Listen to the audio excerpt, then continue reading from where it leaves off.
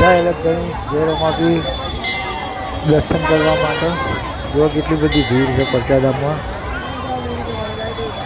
લોકો લાઈનમાં ઊભા રહીને પણ શિસ્તબદ્ધ રીતે ભગવાનના દર્શન કરે છે પરચાધામમાં.